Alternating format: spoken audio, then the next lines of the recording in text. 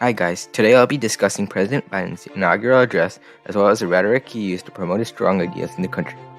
On January 20th, 2021, the newly elected President Joe Biden directed his inaugural address toward the citizens of America at the U.S. Capitol, accompanied by a vast majority of citizens as well as former presidents.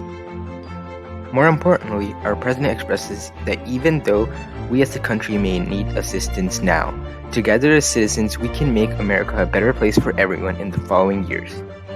Biden's speech is also very authentic, including plenty of well-chosen uses of rhetorical devices, as well as giving citizens hope that America can soon be restored to its glory days, through the right leadership and the assistance of the American people. Biden kicks off his address with an alliteration in which he repeats the first consonants of words in consecutive sentences. By using this method of rhetoric, Biden is able to guide his fellow Americans to listen more closely to these phrases and understand the deeper meaning within. Later in his speech, President Biden stresses the importance of progressing, conveying we still have far to go, much to repair, much to restore, much to heal, much to build, and much to gain. In this part of the speech, the newly elected president uses anaphora, as well as repetition of the phrases much to, in order to inform the citizens of America how much America can be improved for all those who are struggling in these difficult times. The president also uses personification to address his stance on climate change, lecturing a cry for survival comes from the planet itself, a cry that can't be any more desperate or any more clear.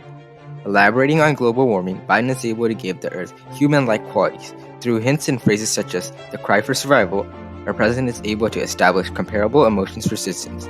When interpreted, he means that we need to address the crisis before it can get any worse. At the same time, he's able to establish an emotional connection with the people.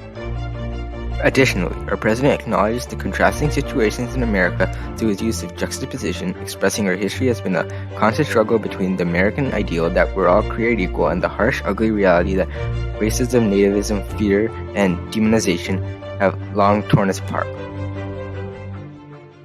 Through Biden's in-depth explanation of this division in America, people recognize how they have been racially, morally, and politically unjust to each other, even though it's the law to treat everyone fairly. However, this makes citizens trust Biden in his opportunity to create reconciliation throughout America. Finally, around the end of his speech, our president mentions, will we rise to the occasion, will we master this rare and difficult hour, will we meet our obligations and pass along a new and better world for our children? These specific questions spark emotional appeal to the listeners. It makes people want to persevere even more through these tough times, especially for the sake of future generations' well-being. The set of questions later transform into feelings of hope for Americans. Thank you for listening to my rhetorical analysis on President Biden's inaugural address, and I hope you enjoyed the video.